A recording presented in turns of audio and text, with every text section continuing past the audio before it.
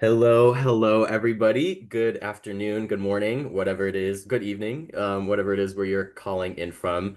So happy to have you here with us today for part two of the series exploring the elements of effective practice for mentoring, the fifth edition, making it meaningful, the practices that shape mentoring journeys. Thanks for joining. While we're giving folks another minute or two to settle in, feel free to drop your name and where you're calling from in the chat. And just as a reminder, make sure to click those three dots on the chat box so that everybody can see your messages. Hope everybody's having a great day so far. Awesome. We're starting to see folks do that. Thank you. For people who are just coming on in, welcome to part two of the Exploring the Elements of Effective Practice for Mentoring 5th Edition series. And today we're going to be talking about how to make it meaningful and talk more about the actual practices that shape mentoring journeys and get really into the nitty-gritty of the core middle chunk of the resource. Awesome. Oh, I'm seeing all these. Okay, we got Vermont, we got Pennsylvania, Ohio, Texas, Florida. Amazing. Thank you all so much for being here. Hey, hey, And Vermont. Nice to see you. let's see if we can get Georgia and then Oregon and Maryland. Those are where the rest of us are all from. Got Minnesota, Arkansas, West Virginia, California, Ohio. Awesome. My name is Jake Sullivan. I use he, him pronouns. I'm the Senior Manager of Field Learning here at Mentor National. Welcome into today's webinar. I'll get started with some quick housekeeping stuff before we move on to the actual hosts of today's call. Actually, I'm introducing the hosts first. So I'm very excited to introduce Sarah DeBooter and Elton Dixon, who I'll let each introduce themselves and share a little bit more about their connection to the work as we did fuller introductions in the first part. But I'll pass it first over to Sarah. Hello, everybody. My name is Sarah DeButer, and I'm the Training and Support Director with Mentor Vermont. I became a master trainer for National in this work last year with Elton, and we're really excited to be talking about the elements of effective practice with all of you today. Elton? Hello, everybody. Elton Dixon. I am broadcasting live from Valdosta, Georgia. I came out of the chat, so I didn't see if any of my Georgia folks are on the call, but I really hope so. Yeah, I just got to share the great experience of becoming a master trainer in the same class cohort as Sarah, and also a technical assistance provider for the state of Georgia. So, hello, everybody. Awesome. And then we also have Mike Geringer, who's the Senior Director of Research and Quality here at Mentor National. I'll let Mike say hi. Hey everyone, Mike Geringer, Senior Director of Research and Quality. Thank you, Jake, on this photo for kind of squinching my face and making me look thinner than I actually am. I appreciate that. It's great to be with you today. As you might imagine, I lead all things research and research to practice related at Mentor, and so was one of the lead authors on the Elements of Effective Practice product that we'll be discussing today. So happy to be with you and looking forward to the conversation. Awesome. And so for some housekeeping and session engagement, as you're already doing in the chat, keep using the chat today. We want to get to know you all and get to know your experiences, how much you've used this resource, what questions you have, and other types of things that you are facing in your day-to-day work. Continue to introduce yourself, share resources. If there's a good website that you've used or a good book or something, put that in the chat and we'll make sure to share the chat out afterwards. And then, of course, respond to the presenters. Let them know what you think about their ideas. If you have any questions about the things that they're saying or if there's room for clarification, we want to make sure that you're all getting the most out of this webinar as possible. You can also put questions in the Q&A box, which is on the toolbar that you should be seeing, the Zoom toolbar. And so we'll have a few actual different chunks during the webinar where we'll focus in on those questions from you all to make sure that we are spreading out the Q&A throughout the entire webinar rather than just waiting till the end. So at any point, put a question in there. You can also upvote it if there's something that you really want to make sure gets answered. And then, of course, click the CC button on your screen as well for live captions. As a reminder, this webinar is being recorded and it's going to be sent out in about 1 week and also uploaded to our website, mentoring.org, for alongside with the slides and any other resources that we talk about. With that, I'm passing it over to Sarah for an overview of today's session. All right. So today we are going to cover a lot of content. And so with that in mind, we have a pretty solid structure. Last time we connected, we really gave you a walking tour of the first 4 elements, 2 of which were the section 1, and then the first 2 of section 2, which covered recruitment. We're going to be covering elements, I can count, 5 through 13, no, 12. Do 12. I can count. You got Help it. me. 5 through 12. You got And section is really going to be the lifeblood of how you run a mentoring program. Yeah, absolutely. And we're really glad that the last session was recorded so you can go back and get some of the nuggets that we tried to share during this introductory section. But we want to keep rolling so we can make sure we get through those 5 through 12 elements today. But yeah, Sarah did an awesome overview. Yep. So we are going to be covering in every section the element. We're going to briefly show you the standard of practice and the practices to support the standard. And remember that in the 4th edition, we were calling these just the standards. Now we have 16 elements with a standard of practice and practices to support the standard. We're going to have a section to cover activities and insights, and then we will have an opportunity for Q&A at strategic points throughout the training. Absolutely.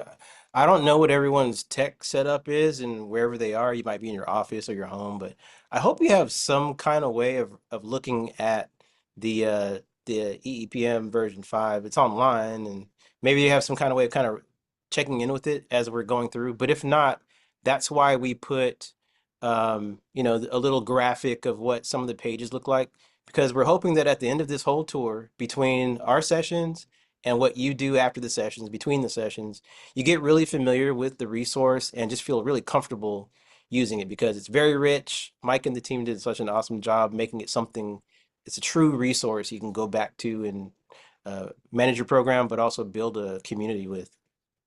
Yeah, and things to keep an eye out as we go through this content and what's new. We covered a little bit about what's new last time too, but we've expanded the attention to different program models. So in every single element, particularly in this section, which is again that lifeblood of what you're doing to run a program, it's going to also tell you how this is applicable to e-mentoring, group mentoring, peer mentoring, etc. And then we're going to touch on youth and caregiver voice, though not too much in that section because there was a wonderful collaborative mentoring webinar series earlier this year, really focusing on that content. And then community-centered practices and supplemental tools in every element as well. Yep. And although we cover resources here, Sarah just mentioned this is going to be a highly interactive session today. I mean, we really do want to hear from the field. So I'm hoping in the chat we'll see some resources come up that maybe we weren't aware of that you found that have been really effective in your work. So you'll help add to the work.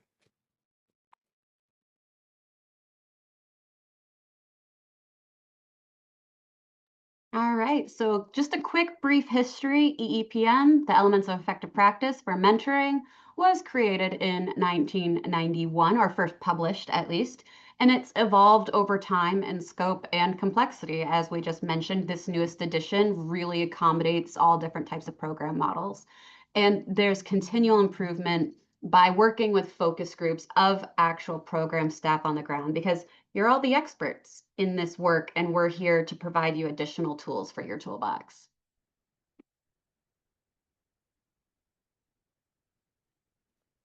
Nothing to add there. That's straightforward. Want to take this one away, Elton? Sure. So mentors provided a graphic that helps us visualize what have become, we've become familiar with the version for the 4th edition standards, as they were called.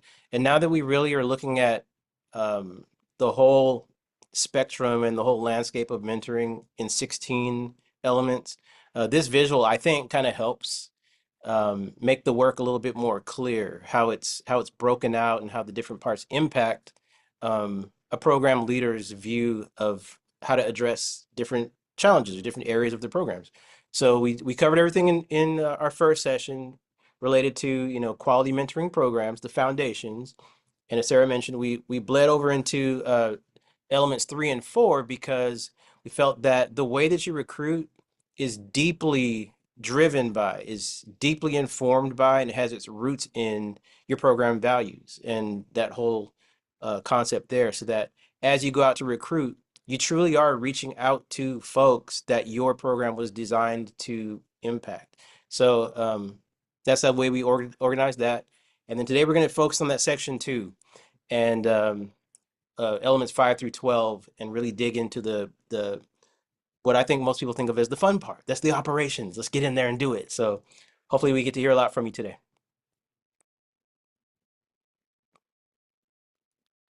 So, Sarah, I just want to note, I actually happen to have an old copy of the second edition. This is 25 years old, folks. This is from like 2001, 2002, Wow. maybe. And you'll notice how thin it is. It's literally like a 6-page thing. But this used to be the guidance that we were providing the field on how to run a mentoring program. And it was wafer thin, right? And so there is a lot to cover in this new edition, and I'm glad we have this hour and a half today to talk about it. But I just want folks to realize how much this resource has kind of grown and improved over the years, right? And a lot of that is that practitioner wisdom, as you said, Sarah, but also we've learned a lot from the research side of things about what makes for a good program. So I just thought folks would enjoy seeing like an ancient version of this as we get started here. Love to see it, and also love just to see the progress, that continual growth mindset and continuous improvement. It's, again, it's such a core of what we do. And for those of you who've participated in the National Quality Mentoring System, a little plug, it's based directly off of this work with the elements of effective practice for mentoring. So let's dive into it, because time is really rolling and we want to get you into this content. So we're going to first dive into element 5 in youth enrollment. And as you can see, it starts with a standard of practice. Now, I'm not going to read this out loud to you, but you can, at the beginning of every element chapter, you'll see the standard of practice and then another page followed by the practices that support the standard.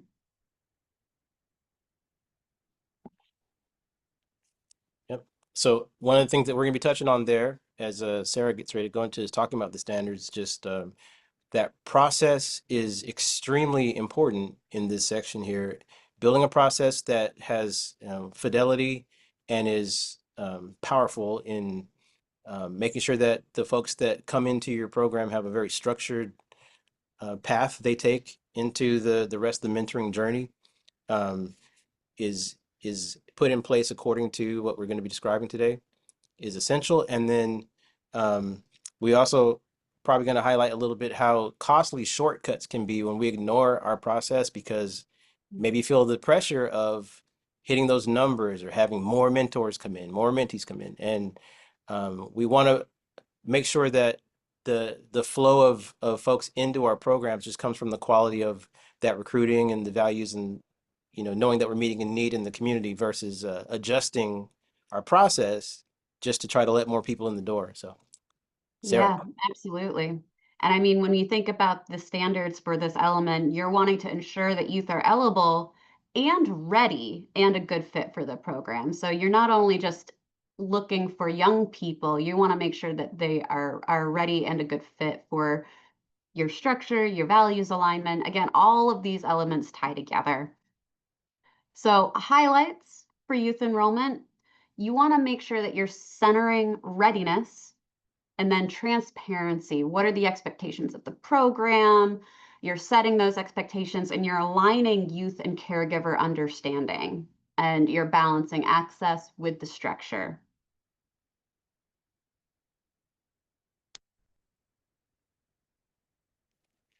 Any thoughts, Elton? Um, The main thing that comes to my mind, going back to the old Big Brothers Big Sisters days back in the early 2000s, um, we, especially for a community-based program, and I wonder what some of you out there in the field would say, but this became really the center of enforcing expectations, of really making sure that, when we did those interviews, meeting with young people and their families, and separately at first meeting with the mentors, just making sure everyone was really clear on what mentoring is and what they should be looking for through this journey together. Um, so this was that moment. So making sure that the language that we use, the vocabulary in our applications and in the way that we describe things, never taking anything for granted, but making sure that the whole process is understood by everyone involved, so they walk away with, a clear idea of what they're getting ready to become a part of and stay committed. Yeah. And also note that this is where youth voice can show up early, even during that enrollment process. How are you bringing in the young person into the matching process rather than just having them fill out an application and then looking for a match within your mentor applications as well? I think, there's some interesting connections here at this stage and this set of activities around how do we bring in young people, that really ultimately, I think, play out in terms of the impact of your program, right? And I think it is a common challenge in the mentoring field, especially for community-based programs, as you mentioned, Elton, where it's like we kind of want to help everybody, right? It's very hard, I think, for mentoring programs to say, ooh, you're not a good fit for what we're offering. Or, maybe this young person is kind of not really wanting a mentor. Maybe a caregiver has drugged them to your program and is kind of making them do it, which, sometimes works out, sometimes doesn't, right? But more often than not, I think what I see are folks coming to mentoring programs wanting something perhaps more than a mentor can provide. Maybe there's a challenge that young person's having that, a mentor might help with, but maybe they'd be, benefit better from some other form of support, right? And so I think recruitment is, there's both a volume issue. You need enough mentees to make your program worth the effort, but they have to be a good fit for what it is you're offering. And I really encourage folks to be honest about kind of the limitations of their program and not try and ask mentors to tackle challenges that are beyond their capacity to do so, right? Unfortunately, a lot of folks come to mentoring as an alternative to, say, clinical therapy because maybe they don't, trust that field as much. But that doesn't mean your mentors should be pseudotherapists and stuff too, right? So I really encourage folks to think about, bringing in young people that are the right fit. And if you're not the right fit, then have a referral network of other providers and other services in the community that might be a better fit for that young person and their family. So a lot to think about, I think, around this. Because we often think about screening out mentors and all the safety things there, but I think there's equally important fit things here as well. Absolutely. Thanks, Mike.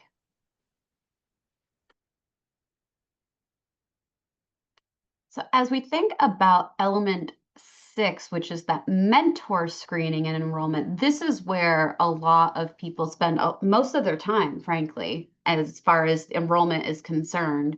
And we want to bring you through like the key highlights of this element, recognizing, that the standard is really ensuring safety and suitability, and discuss the shift from gatekeeping to values-based screening. Yeah, I think this part of the process for a lot of organizations becomes, this is the first test of how well the front end, the things that happened before that have really come together. If you're attracting mentors that, at first appearances are a great fit for your program. They understand the mission, they understand what mentoring is, they're all there. But now you have to make sure the issues, like you said, safety, liability, all those things are addressed, and this person's gonna going to be someone who maintains the standards of the program. This is where you get a chance to see, uh, after I go through all my steps, do I find myself just tossing people out, or do I find myself maybe affected by some bias that I'm not aware of, and no one's good enough for my program, or could it be that maybe my mentoring structure, like the mode of mentoring, maybe I thought it should be one-to-one when really my program is, in truth, in my community with the youth I'm serving, group mentoring might be the better model, or whatever it is. Screening people properly for the right type of mentoring you're going to do, all of those thoughts come together at this moment. So it's a great place to diagnose your processes.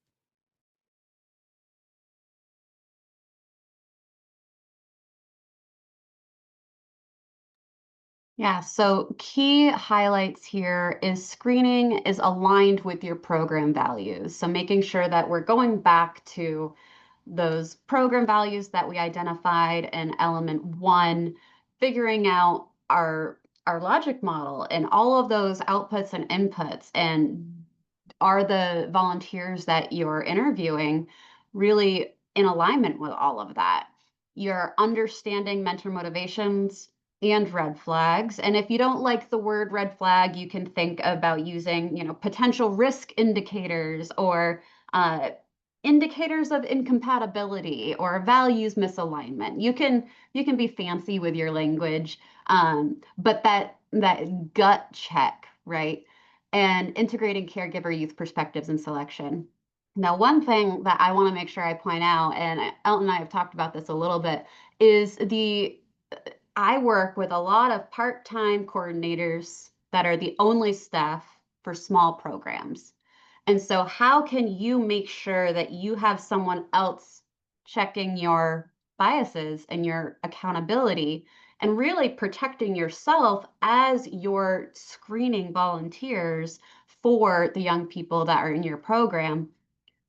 And if you're a part-time coordinator, you're a staff of 30 hours a week, do you have an advisory board or a board that is helping you?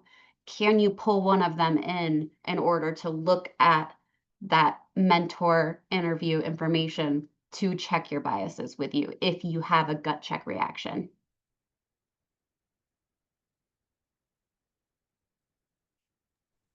I think I'll just add here, Sarah, real quick. I really want to highlight that first bullet, right? Because I think we often think about safety, and with good reason, right? The safety of young people in our programs is paramount. But I tend to take a broad view of safety. Everyone focuses on the really terrible, like predator stuff, which, once again, you have to look out for that. But I have just, in all my years in mentoring, I have seen a common thread, which is that there are people that volunteer to work with young people for reasons that aren't super healthy, right? They don't think very highly of kids or their families or the school in their community, and they want to come in and really, fix things. And, look, I hate to tell a war story, but I was at a conference once here in Portland, and I had a mentor from a program set in a school come up to me and tell me that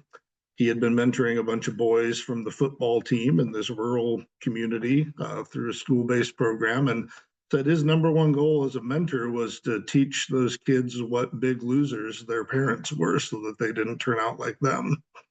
And yeah, as you might imagine, that made me feel all kinds of feels about this man mentoring young people. But I've heard that kind of thing a lot from a lot of folks. And so I just ask everybody in this field to think about, not just those obvious safety things, but are you putting an adult in front of a kid who would say things like that and do harm in a non-physical way? I think that's much more common in our field than the other stuff. And so I just really, mentoring it's a privilege. It's not a right. And so you have to be a good gatekeeper on that. And I think most of you are and do, but that pressure to have a certain number of matches. Oh, maybe I'm accepting some people that maybe I probably shouldn't have, right? And so quality is always better than quantity in this work, I think.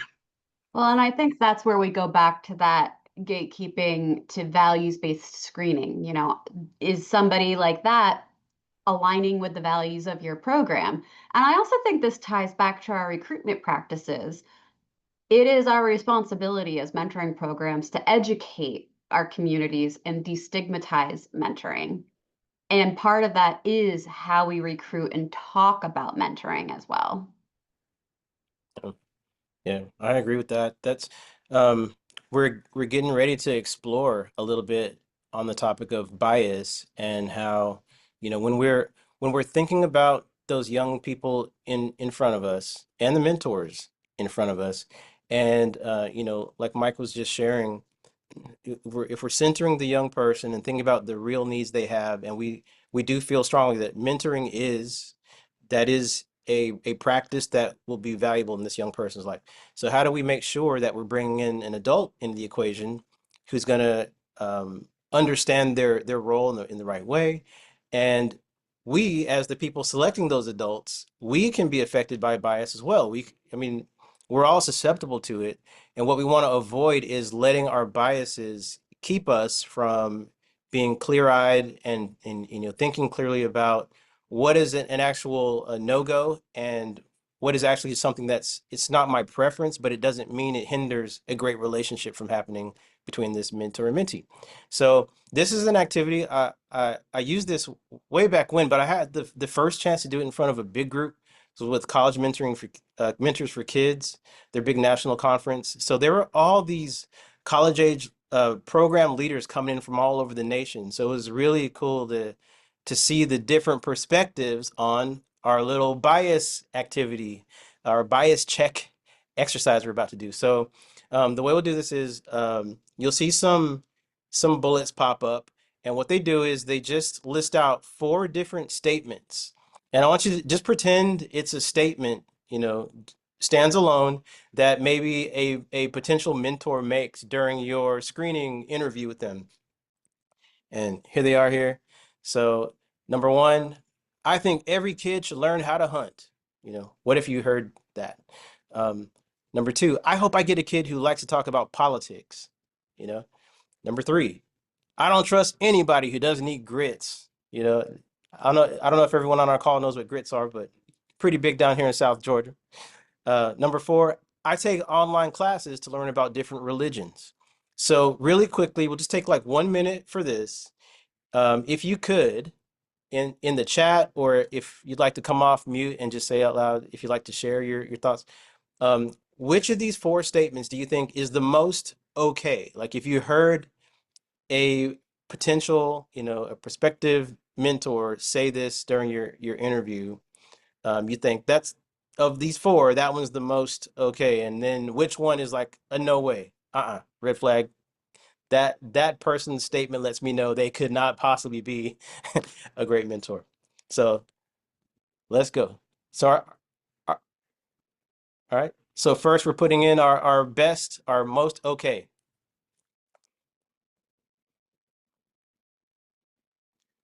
All Well, right. I think there's a clear indicator here, Elton, what I'm everybody saying, thinks. are the other 3 showing on the screen? These like 100% number 4. So number 4 is the most okay. All right. I take online classes to learn about different religions. All Oh, right. we have a contender. Let's do some no ways. I think those 4s were all okays. And so what Okay, are yeah, the yeah. no ways? What are the no ways? No ways. So 2, I hope I get a kid who likes to talk about politics. Yeah. 1, I think every kid should learn how to hunt. All right. Everyone's So saying no way about learning how to hunt. yeah, that's quite a big one. Have any of you grown up in a hunting community? I certainly All did. 3, all 3. No ways, 1 through 3. So all of them. Okay. All right. So I promise this is not meant to be like a gotcha. It's not it's not supposed to be like that. This exercise is all about just exploring our potentials for bias. Um just because we'll have a lot of conversation going through. We'll have like a little bit of Q&A coming up for this section, but I just want to share when we do this, the ones that you've selected, number 4 is usually the one that people say, I can deal with that one. And number 1 is usually the no way. And, we recently had our mentor summit here in Georgia, and we just talked about these in my small group. And for that first one, what I want to say is these are all isolated statements. And a couple of you, I saw it pointed out in your chats. You just said, well, we need to hear more, we can't take one statement and make a complete decision about someone just based on, yeah, more context. There you go. I see it popping up in the chat. All of these require more context, but you notice how initially they cause a reaction, and for that one about hunting, when I was up in Indiana doing this, a lot of those folks come from places where it's very normal. It's a very normal conversation, very normal part of life. And seeing, mentors and mentees having that conversation is not unusual. And then in some other places, gun culture is not as prevalent, and it's just something that would be an immediate red flag or cause some consternation amongst the leaders of a mentoring program. So the key is, what we want to know is a is a mentor, prospective mentor, able to set aside their preferences and comply with the safety and activity guidelines or rules that we put in place? Are they able to do that? Because we all have preferences. Some of the adults that we talked to said, I like hunting. I grew up hunting, but that doesn't mean I have to hunt with my mentee, you know or they say, talk about politics. I don't mean I want to try to convert the child to a particular political bent. I know that they teach civics in school, they teach political science in school, they teach history, they teach those things. So I just like those conversations. And the one about grits was probably the funniest, because I said, you're probably picturing a guy like, I don't trust anybody that doesn't eat grits. That, like, you create this whole character. You see the person almost. They look like Yosemite Sam, and they're just about to jump at you if you don't like the food they like. But what if it was just a guy that owns a cafe and he says, man, I don't trust anybody that doesn't like grits. I hope you stop by my place and try some grits. And again, these are just isolated statements. So as program leaders that are using information that we get from people to decide if they're fit to be a mentor, we want to just catch ourselves in bias. Does anyone want to share, or Sarah or Mike? I think I want to point out something about number 2, in which the mentor is expressing a preference for a type of young person that they might be matched with, which inherently is not bad. But I will say that there is a good body of research around mentors that come into these experiences with a lot of preconceived notions about what it's going to be like, who they're going to be matched with. You're not you're not at a Build-A-Bear at the mall here, right? Like, you're going to get a young person who's unique, and you got to be able to meet them where they're at. And I think if you have a mentor during the interview process that keeps talking about specific things they want in the young person they're working with, that might perk my radar a little bit around, like, this person seems to be wanting a kind of a curated experience. That's not how this goes, right? It's okay to say, oh, I'd like to help a young person who is maybe an immigrant because I was an immigrant. There's like certain lived experience that I think is perfectly fine, but the pickier they are about who they're going to get matched with, that's a red flag for sure, I think. We do have a couple questions in the chat that I want to make sure, Elton, we answer before we move on. Absolutely. One is, do you have any suggestions for having a conversation with parents about the mentoring program not being a good fit for their child's level of need, especially if they have had a couple different mentors that both experienced similar challenges? I mean, I think this is where, and I think it can be challenging because I feel like mentoring programs take on a lot of different identities within a community. And I think one of them is almost like a resource for other community resources, right? Do you have a list of other resources or partners in your community that you can then talk to the family and refer them to these other services? I think that this child needs a little bit more support than what our mentors can give, because mentors are not replacement clinicians or therapists, right? So I think always approaching with empathy and care while also recognizing the realities of the limitations of what a mentor can do within the scope of a formal mentoring program. And Yeah. I think it's important to have the criteria that you would use in making a decision like that spelled out in your policies so that you can tell a caregiver, like, hey, this is why we've put thought into this. And there's no easy way to have that conversation. I think the only other thing I would add is, be careful about having that conversation in front of the young person themselves, right? You don't want them to feel like, oh, I'm so bad. I don't even deserve a mentor. Like that can easily kind of be a takeaway message from that. But, most often it's like, well, if this young person is not enthused about having a mentor, or if, it's, behavioral issues that would just prevent them from forming a good relationship, you all have expertise on what's going to work and not work in your program. And there's no easy way to explain that, I think, to a caregiver or a young person. But,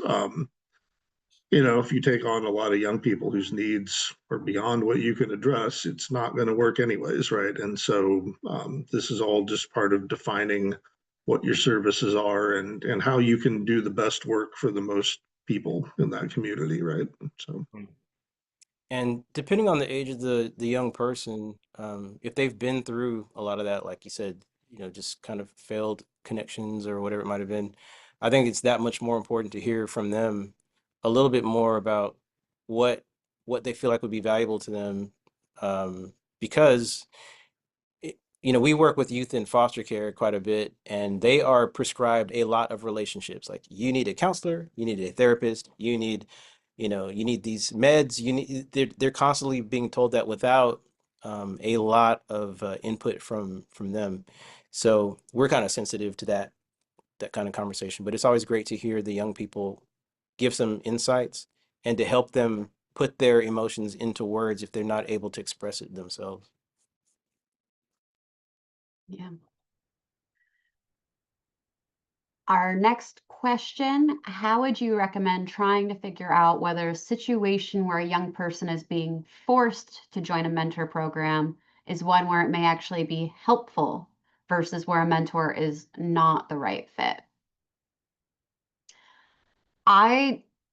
Regardless if the mentor is helpful or not, I am always hesitant with any young person that is being forced to do anything, because this is where that youth voice comes in.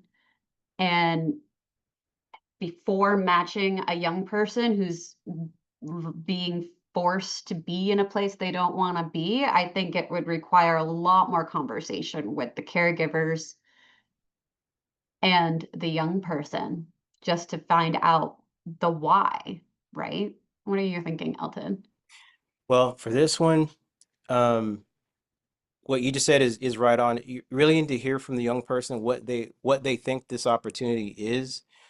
Some young people, I've heard them turn down mentoring not because they wouldn't mind being matched with an adult, but they felt like they were being singled out for some kind of deficit. And so it feels like, oh boy, my friends don't need mentors. Why do I need one? I don't want one.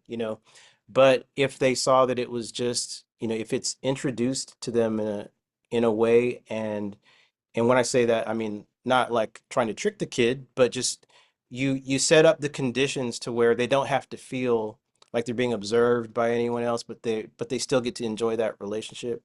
If they would say yes to it, then or I'd say if they understand the opportunity, then you can get an honest answer from them about whether they feel forced versus they see it as something good for themselves too. There's a world of difference between like I'm a little unenthusiastic and unsure about this. Because frankly, if I was a young person and you're like, here's your new friend, it's an adult, I'd be like, what? Like, it's an awkward new relationship, right? But that's different than I'm being coerced to be here, right? Someone drugged me here, and I'm uh, not on board with this. So Yeah, absolutely. And I think also, depending on the community and the setting, like, have you helped your community destigmatize mentoring? So, like, to your point, Elton, um, is there is the young person thinking that this is a deficit because only people who have challenging circumstances, right, are in mentoring? That's a common stigma. Um, have you created a culture of mentorship in your community, and what does that look like? And so I think it can be slow to build that culture of mentorship, but then once you have, it takes off. um, quickly, because I know that we're already a little behind on time. I have a program coordinator here in Vermont who was having a really hard time getting folks to want to engage in their school-based program, so they put their own kids in the mentoring program voluntarily. The kids wanted to be a part of it, and slowly over the course of several years, more and more kids joined, to now where it's almost the entire school is participating in that mentoring program because it's just a culture there now. And so it's possible, but it takes educating, destigmatizing, and sticking to it, right? So I think we are going to move forward, but if you have more questions about this, please add them into the Q&A. Now, one of the things that is common and is a requirement for screening, especially for our volunteers, is background checks. Now, this can often be a barrier to entry in some communities.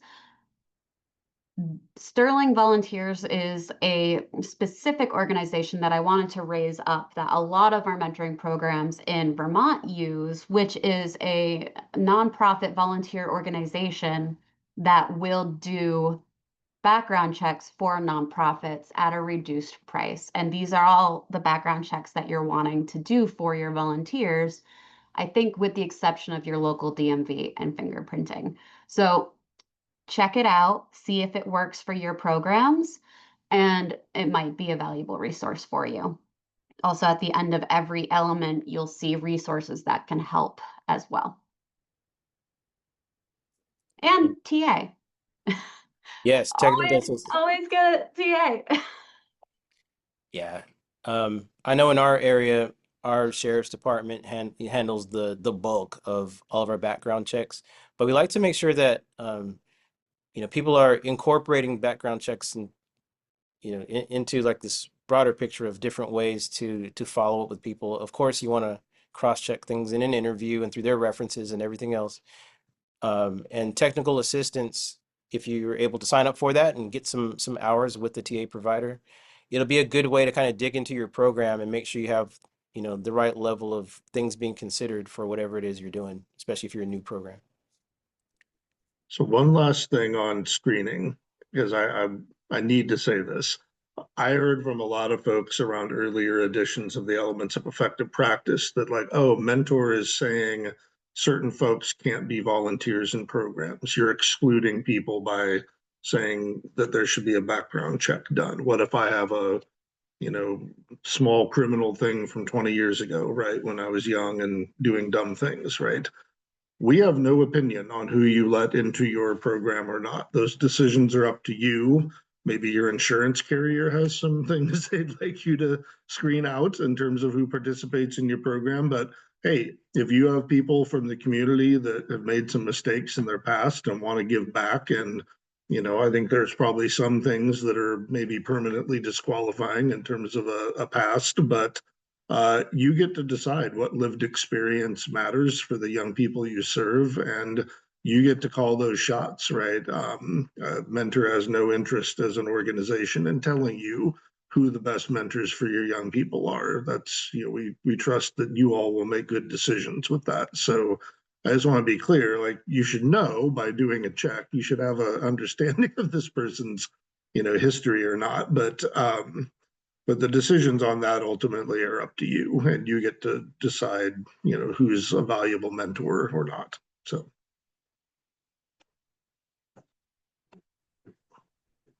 All right. So element 7 is youth and caregiver preparation and training. And I can tell you that the national rating for programs that have gone through the National Quality Mentoring System consistently rate below average. So this is a scale of 0 to 5 with an average national rating of around 2.5-ish. And so are you really and truly preparing your young people for the expectations of a mentoring program? So key things here is everyone starts equipped and ready. That's the basic of the element. And then practices to support that standard, next slide please, is orientation, cultural responsiveness, and shared expectations. So really thinking about designing, engaging, and identify affirming training experiences for your young people, and also looking at the checklists. Like, are you really touching on everything in the checklist? Preparing youth and families alongside mentors and setting a shared foundation for that relationship to thrive. Are all of the expectations across every participant, the mentee, the mentor, and their caregivers, aligned, and aligning training content with youth priorities, which that might not be something that you're thinking about, but again, this fifth edition really has a through line of youth voice throughout every element that I think was really needed in this update. Yeah, this might be a little bit of a technical point, but I really think about when you capture, your volunteers, your mentors, if you do like group training, or if you break it out into individual stuff, if you provide resources to them, just periodically on a regular schedule. It is so powerful to invest in really good training tools that meet people where they are. Make sure your ideas are expressed well. Make sure there's clarity in that training and that it's accessible. And in a lot of the things that we do, we really go back to using a lot of scenarios, a lot of case study or role play or just different things where that mentee, whoever's mentor, whoever's in that training situation has a little bit of experience in the thing that you want to observe, when you're not with them, during their match. You want to kind of see them in action. You want to hear what the conversations are. And that might feel like it's moving toward being a little bit scripted or unnatural, but when it comes to training, one of my favorite books is called "Telling Ain't Training," because we're good at delivering information, but there's this whole other piece of it that has to do with giving someone an experiential learning moment when you're with them, so that when they're apart from you, they'll feel far more prepared. So whatever you Yeah. do in your programs to make sure you've got that quality level of training is gonna increase your quality. And also, we're about to dive into a chat question and a poll, but are you creating a culture of continuous learning? And what I mean by that is the number of coordinators that I've had conversations with that say, well, after the initial 2-hour training, which by the way is the minimum recommended for your onboarding training, the minimum, not just the recommended practice. um, After that initial onboarding training, they can't get anybody to, engage or participate or go to these, additional opportunities. And yes, we recognize that they are volunteering their time, but if you create the expectation in that onboarding process that they are also expected to continue to learn over the course of their mentorship, maybe that's attend one training a year that you're facilitating for your mentors, or you're sending resources with podcasts and articles, and they have an Excel sheet where they're checking off that they've read X, Y, and Z.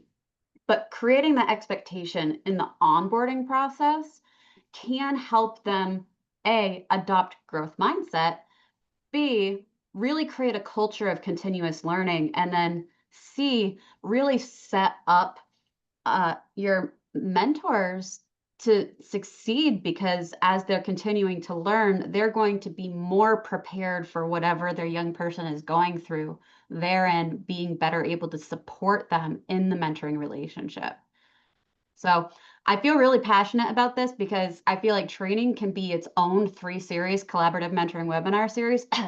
Cough, Jake. But I do think that it's really important. So I just wanted to raise that up. I'll also say, Sarah, that training is kind of the last stand of screening at some level, because at this stage, you haven't really matched this person with a young person yet, right? You're preparing them for that. And I couldn't agree more, Elton, with your suggestion to build a lot of role plays and scenarios. How would this person handle this? Everyone can do pretty good in an interview where they've maybe practiced their answer to a question they anticipate, but boy, you put them in a scenario where, oh, your mentee does X, how do you respond? People will tell on themselves, right? People that you thought were like perfectly fine to be working with a young person will reveal some things about themselves, that may not be a great fit for your values in your program, right? And so there's also like a screening and safety element here. Is your last chance to see these people kind of in action, so to speak, before you then match them up with a young person. So I agree, Sarah. I would not skimp on this aspect of my program, and I see it in research all the time. You'll read a study of some program that had a mediocre evaluation and the kids didn't really get anything out of it. And then you'll read, oh yeah, only 65% of the mentors fully completed their onboarding training. And you're like, what? Like, a third of your mentors were kind of ill prepared for what laid ahead, right? And so of course this didn't go as well as it could have. So really encourage folks to put in the time and effort here. Yeah, and not to beat it to death, but the in terms of a screening piece, I found that the training module is it's an outstanding time to learn from your people who say, oh, I've got tons of experience with kids. I'm a teacher. I've worked with youth my whole life, whatever it is.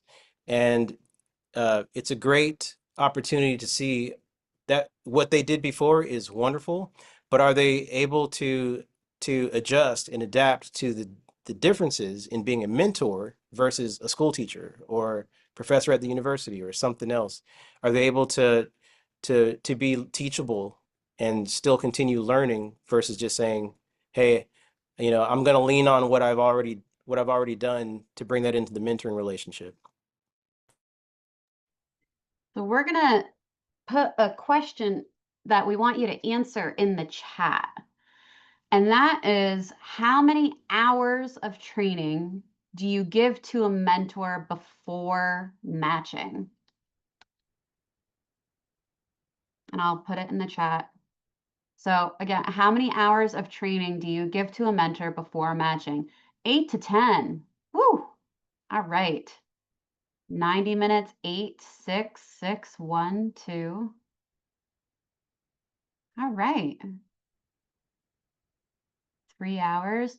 Now, recognizing that this could look different depending on the model of your program, right? And so if, say, you're doing virtual mentoring, maybe you're not doing as extensive as a community-based program, although I do see 4 to 6 in-person and virtual, although that's not touching on model, so never mind. I'm love seeing a lot of these, 4+, because it's so important. All right. Next, we're gonna put a poll up on the screen. And while we do that, we had a question that we answered in the chat, but I'm also going to talk about it a little bit out loud as you're answering the poll. So the question was, I'm working on a small team and we do not always have capacity for as in-depth training as we would like. Any tips on what we can do while we build capacity? So Mike Geringer already pointed to a really great resource in this question, which is Becoming a Better Mentor. Other things I think you can do is, do you have an Excel sheet where you can just send out, say, like a podcast or an article, or maybe you can do a book club. Maybe you do what I've seen in the chat. And if any of you have thoughts on this question, please answer in the chat, because your experience is, again, you're the experts here on the webinar.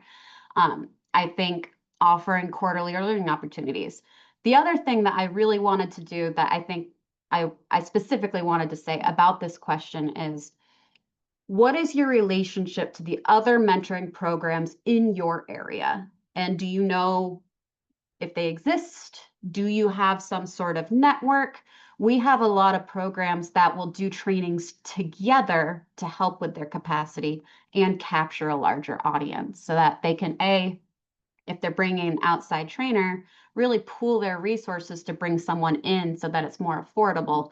And then B, it's kind of an incentive, because then you have volunteers saying, oh, well, other volunteers from this other program are going to be there. I wonder what their experience is like. So just some thoughts there.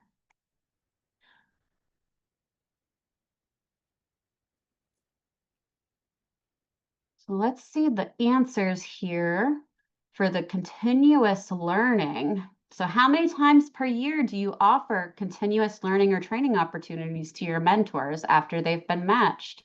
So 11% said never, 38, 1 to 2. It is refreshing, though, to see 31 to 20% of you, or 51%, again, I can do math, more than 3 times. That's awesome to see.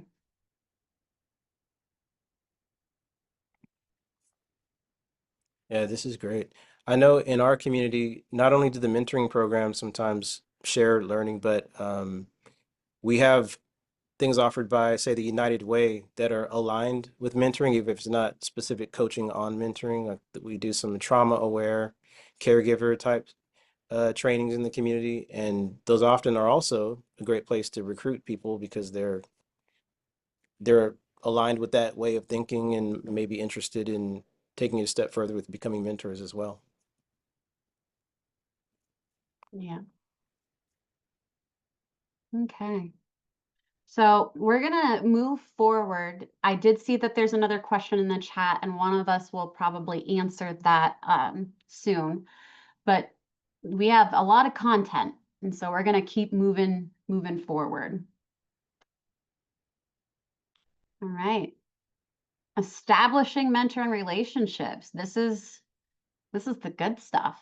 This is when we're actually getting to that mentoring piece. So our standard here is really thoughtful match launches. How do we launch a match intentionally, thoughtfully? How do we support early connections and relational safety? And really thinking about those practices of early support check-ins, early match goals, and guided conversations. Yeah, for us, this is where we really front loaded a lot of support. Mentors often reported to us that support was what made the difference in the longevity of the match. Just knowing that there's going to be, regular training, but also a network to reach back to for help. They were, even if they were brand new mentors, very nervous, concerned about how well they would do, knowing that they could count on support, count on those check-ins to talk out challenges, that they could reach out to us between scheduled check-ins. That really made the difference in them feeling like they could be a part of a successful match. Yeah, absolutely.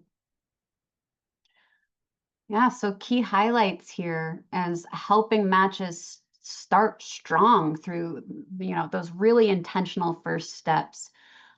What is that initial match meeting looking like, and how does it feel? Is it in a positive environment? Is it in a space that is really structured depending on the model?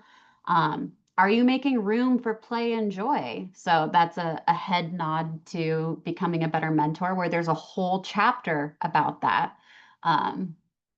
other things centering youth goals from the beginning. And when we say youth goals, everybody, this doesn't necessarily mean like I want to graduate from high school with a X point GPA and I'm 11 years old. So let's start thinking about that now. This could be something small, right? Like I want to be able to order a Starbucks without feeling anxious, or my mentee wanted to pass her swim test one summer. So they can be small goals, but still something that you're working toward. And then creating structure to build rapport and comfort.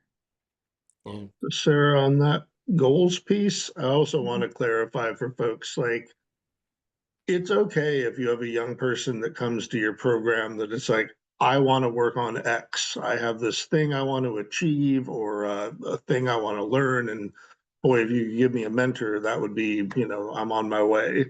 But more often than not, young people are like, I kind of have a bunch of things I could work on. I also want to have some fun. I don't even know you. So I think sometimes if you start off too heavy on goals, then you like set up this match as being just, well, I now have another adult who's going to be harping on me to like just pursue this goal, right? Like, and they don't take the time to build that rapport, get to know each other. So I've seen programs that are like, we want you to hang out for a month or two and then we'll talk about goals for this relationship, right? So there's no right or wrong way to do it, but I've seen programs get kind of overly specific and prescriptive here and be like, oh, you have to identify the 4 things you're going to work on at your very first meeting when you don't even know or trust this person that you're going to be working with, right? So I think these relationships need purpose and they need something to be working towards at some level. But I would encourage folks to not overdo it, because when you overdo it, that's when you often drain the fun out of this experience. Because it's like, oh, we got goals. We got to talk about this every time we meet. Like, yeah, do you? Like, maybe go shoot some hoops or see a movie or something. Like, it's okay. So, but I do think it's good to get them thinking about where they would like to go, even this early in the relationship.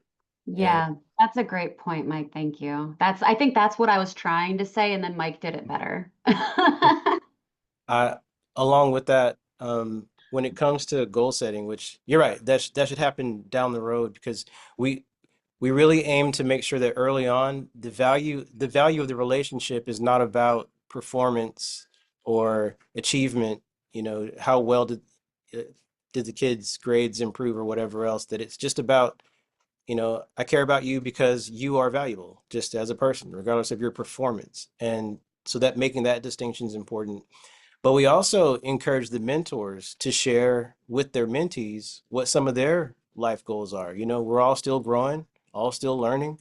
Maybe you're working on a promotion or whatever it is that you're working on, because it just lets that young person know they're not the ones being observed to see if they are improving, but we're all learning, we're all on a journey, and maybe they can encourage each other in the mutual goal setting and mutual growth, so that young person knows I'm encouraging this person in my life to achieve what their dreams too.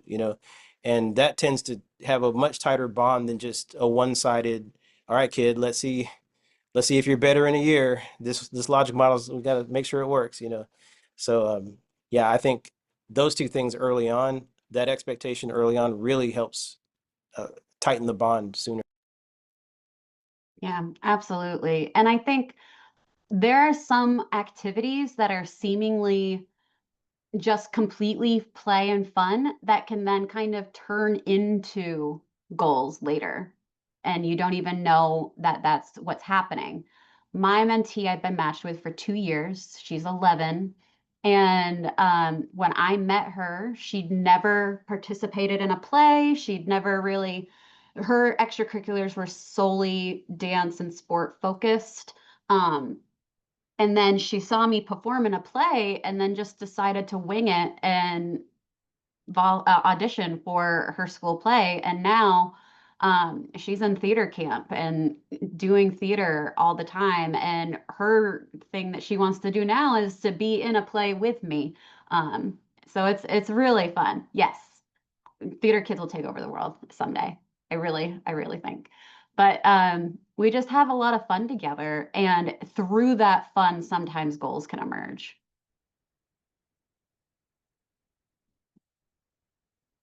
Okay, so here's a little activity.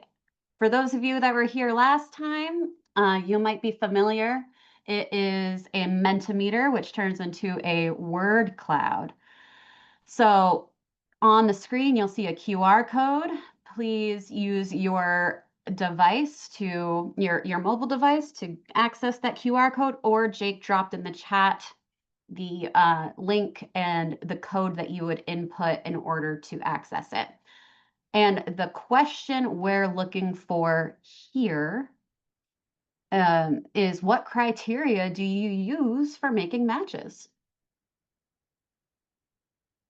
Mike, Jake, do you want to show that live Mentimeter as it's building? I love seeing the words just start appearing. It's one of my favorite things about this.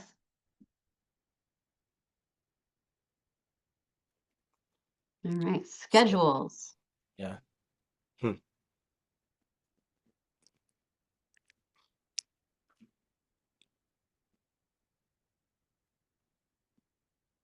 Culture. I'd be interested in hearing about that one.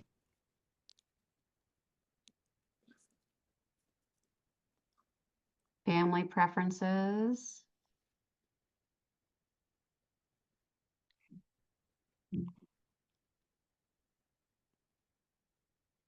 Okay, let's see. Demographics, age preferences, career interests, personalities, shared experiences. These are all great. Yeah. I lost one that I was looking at. Personality compatibility. That's an interesting one. And challenging growth. I like seeing that because I think sometimes you want to match people because they're so similar, and then sometimes it could be cool to match someone with someone who is, someone who's shy with someone who's more outgoing, and it kind of challenges them a little bit. Sometimes that works really well, and sometimes it doesn't. I wonder what the numbers say about how that works. Do opposites attract and stay matched longer, or similar folks? Because I I get definitely in the community-based program is definitely a mix.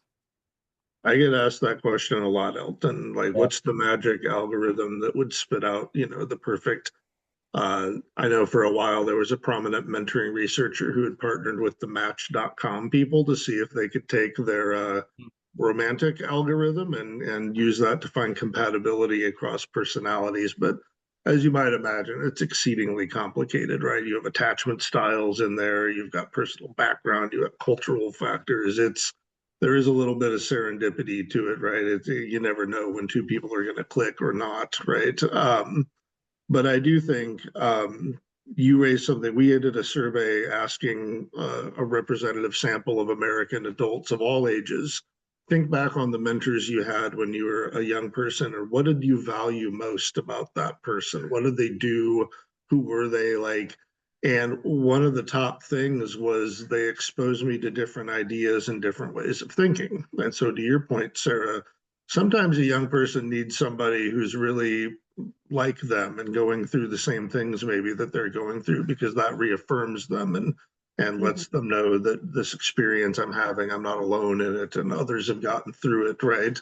Other times you have a kid who's just trapped in a bubble, and the best thing you could ever do for them is bring in somebody from outside that bubble and expose them to some different ideas. And if you ask thousands of people that question, they seem to value some different perspective. It doesn't mean that I need someone wildly different than me, but it does mean that a mentor should stretch you a little bit, I think. And I think we lose that sometimes when we focus on more surface level compatibility things, right? I think there's some magic in getting to know someone who's rather different sometimes.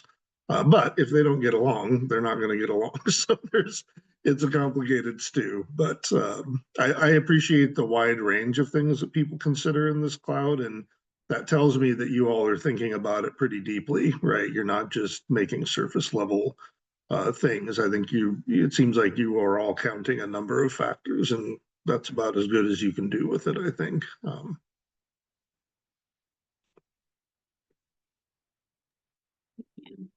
Thanks, Mike. All right, so we are going to move through this element quite quickly because, as we mentioned, there is a 3-webinar series earlier this year that really focused on element 10. So we'll make sure to provide the links to that. But element 10 is ongoing caregiver engagement. Now, this is a completely new element, which is why there was a whole collaborative mentoring webinar series on it. And it's really about, how can we maintain caregiver connection through the course of our program? Now, recognizing that there are some models where this might not be as applicable, but for a lot, it is. And so, practices include communication loops and caregiver informed adjustments, and key highlights, if we want to hit that next slide, is keeping caregivers informed and involved. And it can really be applicable to all program models. There are ways to be really creative about keeping caregivers updated on what we're doing in our mentoring programs.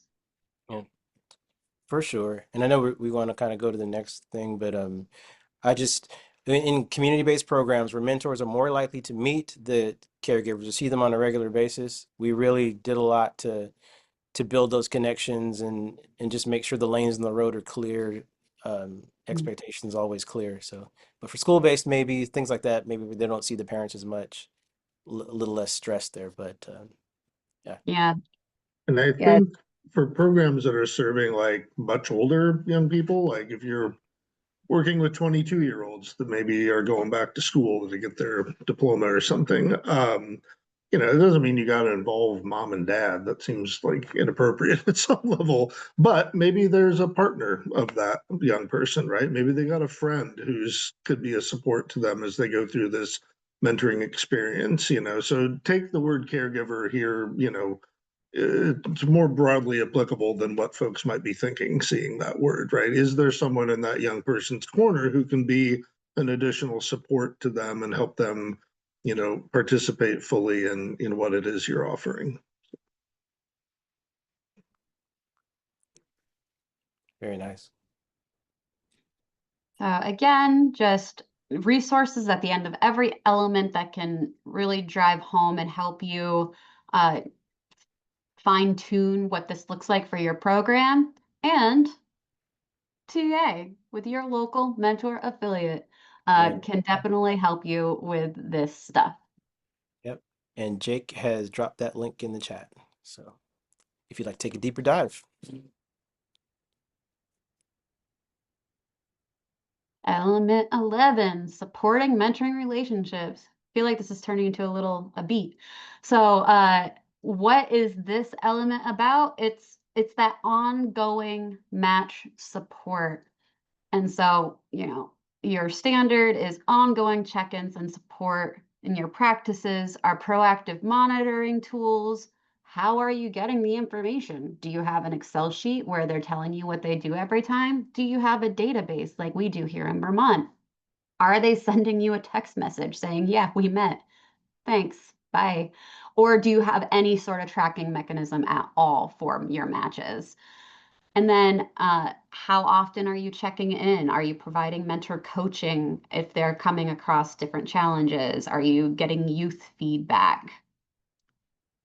So some key highlights here are you're moving from reactive to responsive. And what that means is you have truly created a routine check-in process for your program, right? So like you're tracking sessions, you're reviewing those sessions at least monthly, and you have in the first 3 months, you're checking in consistently with a new match, then you're checking in quarterly for your long-term matches, right? Yes.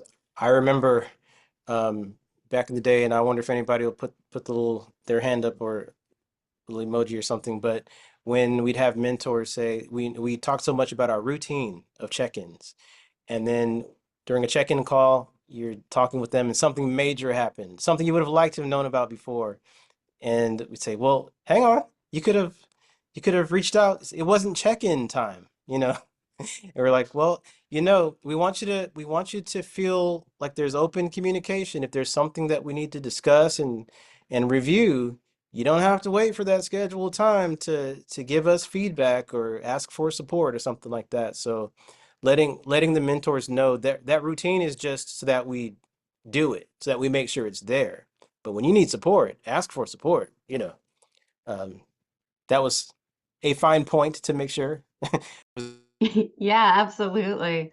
And I mean, there's other things too, like how are we helping mentors grow through that coaching and reflection? Like, oh, that was a pretty big thing. Maybe we need to be more proactive about keeping everyone updated so that we can catch these things as they happen. Or we're noticing a pattern of behavior. Becoming a Better Mentor has a whole chapter about how do we navigate behavior change. Um, Strengthening matches through consistent engagement. So this match support will in fact make your matches more successful and have longer retention. And then casual versus intentional check-ins. So what do I mean by that? Well, a phone call, that's your casual check-in, right? Or like bumping into a mentor at the grocery store does not count as your mentor check-in, even if they said, yeah, things are going great.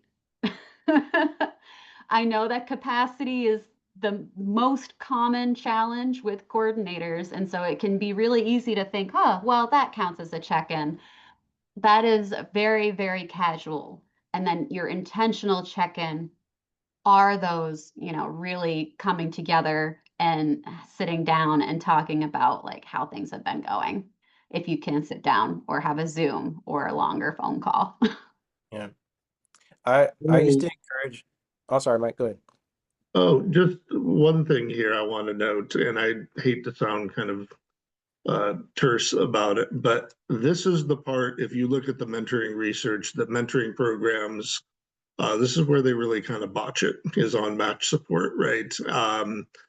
Almost across the board in almost every evaluation I've ever read of a program, they do less of this in real life than they say they do in their policies and procedures, right? It's like, well, we're supposed to check in every 2 weeks. Oh, it's more like every month, if that, we're busy. It's hard to get a hold of people.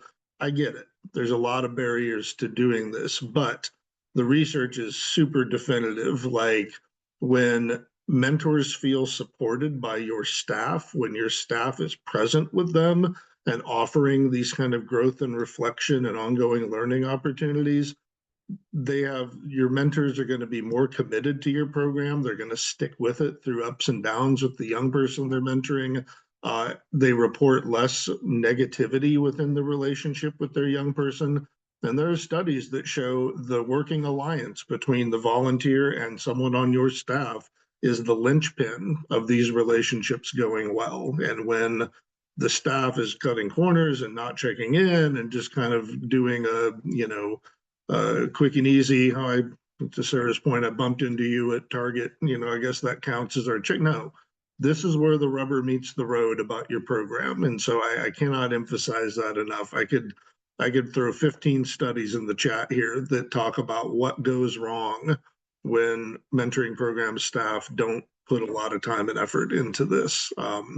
And so I just want to, really encourage folks to, if I was going to beef up any aspect of your programs, it would be this ongoing support. So, Absolutely. happy to answer any questions about that research if folks have them.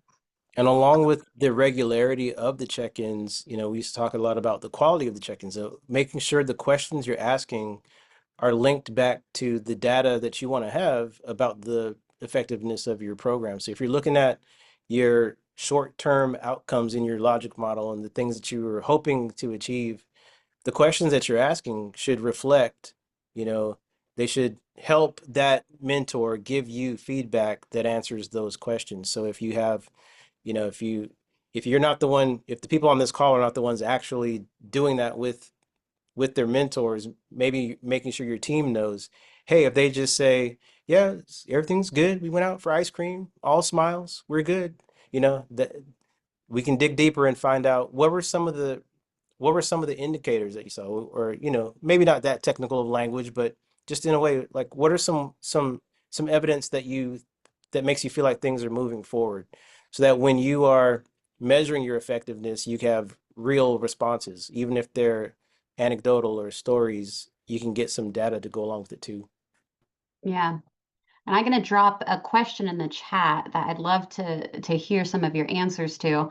But something else I wanted to share too is we keep talking about how all of these elements are connected. And a lot of people, if you ask them what they think the most important element is, or in previous editions standard, they'll tell you, oh, recruitment, recruitment, recruitment, because you're thinking about those numbers.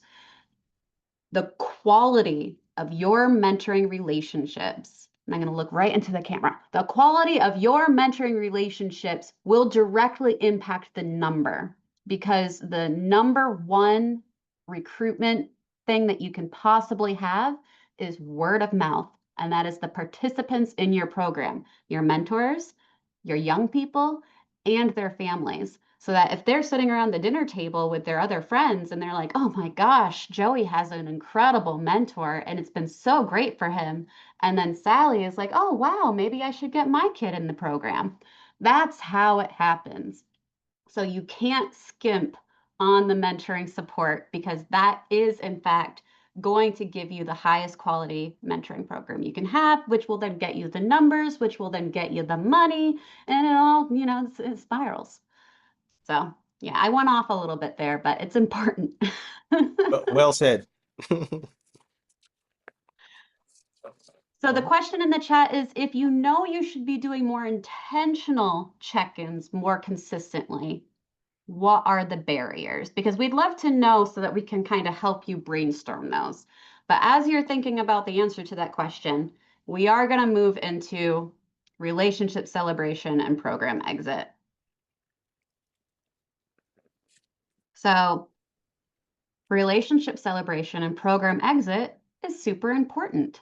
And this is super important regardless of the length of your program. So if you're a program that is purely beginning of the school year to the end of the school year, you're semester based, or you're an ongoing community-based program where the matches will go until either the relationship naturally closes or the kiddo graduates from high school, relationship celebration and program exit is crucial. And so the standard here is thoughtful and planned closure.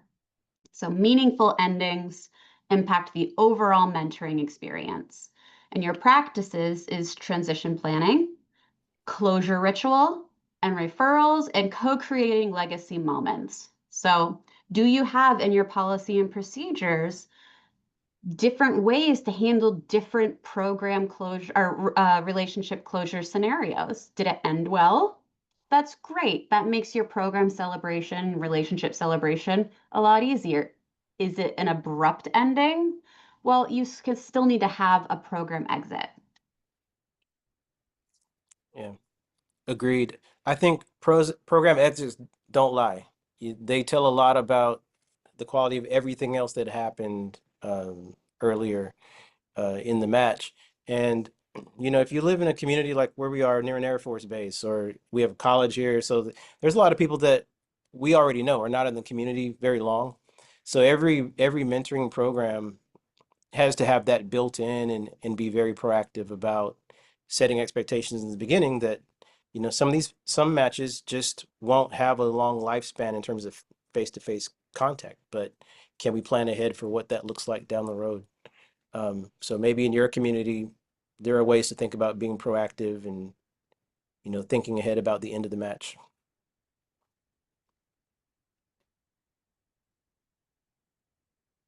Yeah. And I also think what we mean when we say co-creating legacy moments is, how are you creating this long-term impact? When we talked about theory of change, we were talking a lot about like the full journey of the young person from beginning to end and that long-term impact in your program and in these folks' lives. And so I think that you're wanting, if a young person goes through a mentoring program and thinks it's so impactful on their lives that they eventually want to become a mentor, we're creating a legacy of mentoring, right? And I think part of that in this section, this element, that relationship celebration, this is where you really recognize that and focus on that. Um, for those short term, you know, programs, you're still having a huge impact on a young person. All of those relationships when you're growing up have a long-term impact on us as we grow older. And so somebody abruptly leaving even after 3 months from our lives, even if it's the close of a 3-month semester-based program, they're still going to remember that person. And I think sometimes adults can take that for granted.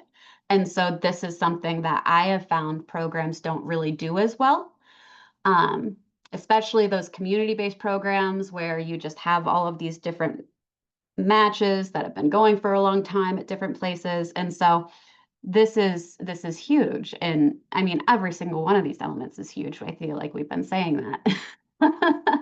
Yeah.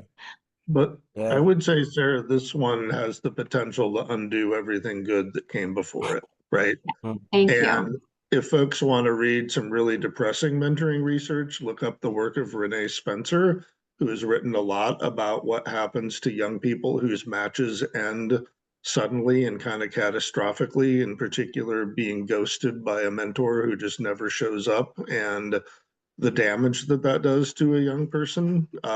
There's a famous study she and Tom Keller did called the Study to Analyze Relationships, the STAR study. You can find it online if you search for that term. And, they studied a bunch of really good programs that you would say do good mentoring work. And it was like a quarter of the kids whose matches ended under kind of weird circumstances, never got any kind of closure meeting at all. Like, and sometimes the mentor was unavailable, they couldn't track down the mentor, whatever. Like that kind of stuff happens. But the staff didn't even debrief this experience with the young person. They just left that kid holding the bag of emotions and feeling blame about it. And it was really tough to read that, right? And so this is another area where I just think, part of your ethos in running a program, your values has to be do no harm. Well, if you're not giving every young person a closure experience of some kind, then you're running the potential of doing harm, right? And even if they had a weird and kind of negative relationship where they're like, I don't want to be matched with this person anymore, we all learn a lot from the failed relationships that we've had in our lives, right? Sometimes those teach you more about who you are and how you want to be than the successful ones. And so I really encourage folks to make sure every young person in particular and every mentor, well, those volunteers are precious too, right? They can't end on a sour note in your program too. So I really encourage folks to lean into the practices recommended around closure. And also, let's not forget the word celebration here. That was an intentional addition to this chapter because I think sometimes it's, oh, you're not in the program. Let's, legally make sure we're not responsible for you. And it feels very, perfunctory but I think these relationships are beautiful, right? And if there's not a meaningful celebration of them, that's a missed opportunity as well. Yeah. And one of our learnings, especially coming from the foster care mentoring perspective, is just never assuming that a young person has the words for their emotions. Just as a defense mechanism, sometimes they might say, "Well, it's no big deal. We're good. I'm good. I know they're gone. We moved on," because they're so used to change and new faces, new relationships. But if we can use tools, there are many out there. We use some like the wheel of emotions, where it just names different feelings and helps them express what they don't have the words to say, and let them process that. Even if the closing ceremony isn't with their mentor, just have something where they get to process that, and you help them walk through that, and then move on to a new relationship or whatever might be next. We found that to be pretty valuable. Yeah, I mean, to your point, particularly within that foster community, as a prior foster kid myself, um, oftentimes a mentor is the most consistent person in somebody's life, in a young person's life within that community. And so it can really be impactful. And it doesn't just have to be the foster community, it can be any young person that a mentor is often the most consistent person in a young person's life outside of their immediate family. That's right. Yep, agreed. So we do have one last poll, recognizing that we are at time, but I think it's worth you completing if you can. The question is, what percentage of your matches end early? And thinking about all of these different things that we've talked about that can contribute to a match ending early. In fact, one of the biggest reasons a match will end early is a lack of understanding and cultural differences. And so that cultural humility piece, also its own chapter in the Becoming a Better Mentor resource. I'm just really dropping all of these resources by Mentor National because they're so great. This is important stuff, and all of this plays into it.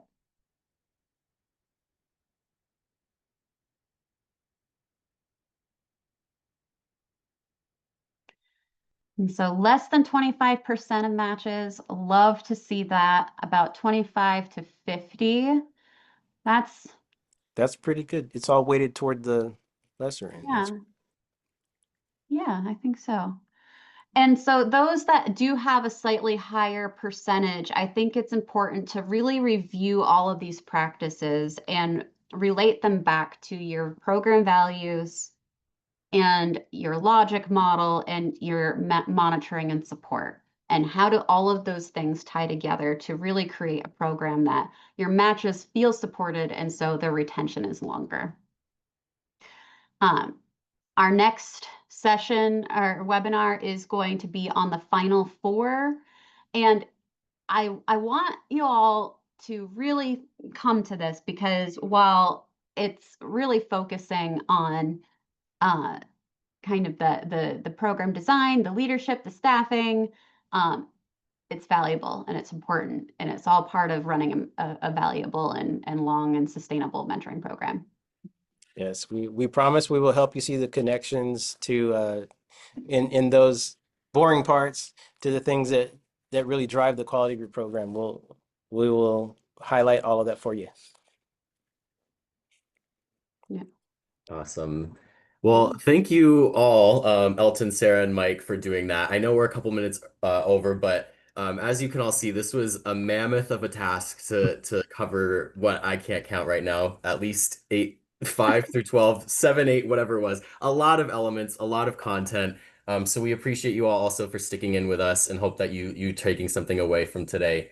As always, the additional resources that we have available to you, we mentioned them a few times. There are mentor affiliates all across the country. You can go to mentoring.org/affiliates to connect with your local affiliate.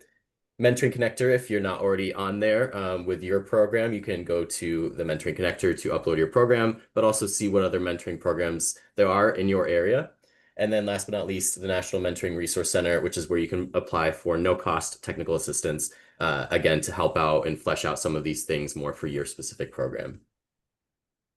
As always, again, this was recorded and it'll be sent out in about a week or so, as well as being uploaded to Mentor's website. And I'll make sure to combine all of the resources that we shared today in that same webpage so you have access to everything that we talked about. Please take 3 to 4 minutes to complete the anonymous survey that'll pop up on your screen after this webinar ends to let us know how we did. And especially with the next webinar being the last one, we want to know how we can use that time in the best way to kind of wrap up this journey that we've been taking together. Our next webinar will be on August 21st from 1 to 2:30 p.m. Eastern Time. And if you've already registered for this one, you do not need to register again. So that same link should be the one that you'll use to join, and it should already appear on your calendar. So you should be all set. But again, thank you all so much for your engagement today. We really appreciate you being here, all of your chat comments, your questions, your reactions. And again, thank you to Elton, Sarah, and Mike for your amazing facilitation of today's call. Thank you, Jake. Thank you. Thanks, everybody. So take See care, you. everybody. Bye. Bye. Have a good one.